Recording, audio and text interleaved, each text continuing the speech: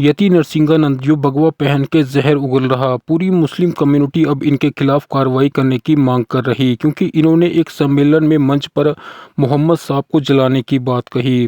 Twitter पर arrest Narsinghanand trend कर रहा। ये शख्स बना तो संत है, मगर संतों वाली इसमें कोई भी बात नहीं। ये शख्स भगवा पहन के मुस्लिमों के पूज्य मोहम्मद साहब को जलाने की बात कर रहा। इससे पहले भी ये कई बार भड़काऊ बयान दे चुका है। ऐसे लोगों पर तुरंत कार्रवाई होनी चाहिए। ऐसे फर्जी बाबा हिंदू मुस्लिम में नफरत फैलाने का काम कर रहे।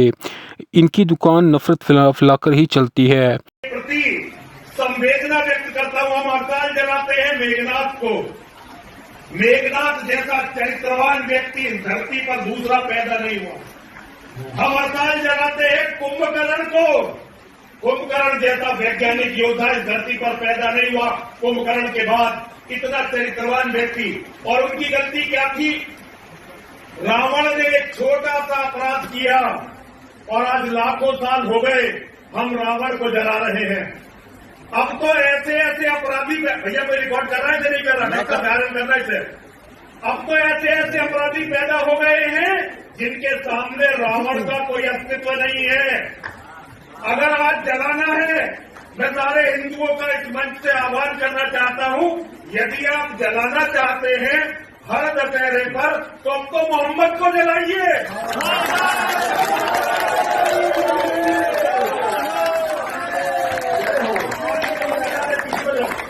देखो, लाखों करोड़ों बहन बेटियों का बलात्कार जिस व्यक्ति हुआ वो है अरब का लुटेरा मोहम्मद।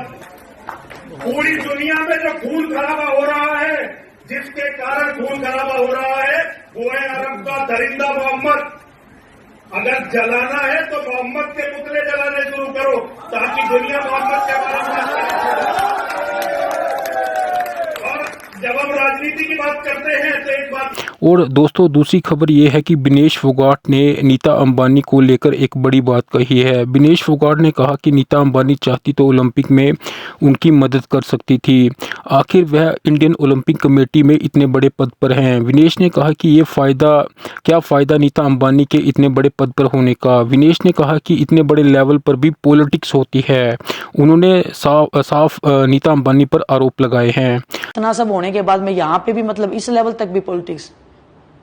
नीता अंबानी जी आईओसी में मेंबर है, वो चाहे तो क्या नहीं कर सकते। वो तो तीसरी खबर ये है कि राम राज्य यूपी में अपराधियों के हौसले बुलंद हैं। अमित शाह कहते थे कि यूपी में लड़कियां रात को 12 बजे भी बाहर जा सकती हैं, इतनी सुरक्षित है यूपी। मगर यहाँ उल्टा ही देखने को मिल रहा। यूपी के अमेठी में दलित शिक्षक उसके परिवार की गोलियां मारकर उसी के घर में हत्या कर दी जाती है।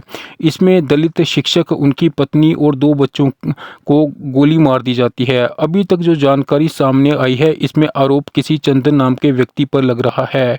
शिक्षक की पत्नी ने चंदन के खिलाफ जान से मारने की धमकी देने की एफआईआर भी करवाई थी। ये एफआईआर थोड़े दिन पहले ही करवाई गई थी, मगर पुलिस ने कोई कार्रवाई नहीं की। अब इनकी गोलियां मारकर हत्या कर दी जाती है। ये यूपी राम राज्य की हालत है।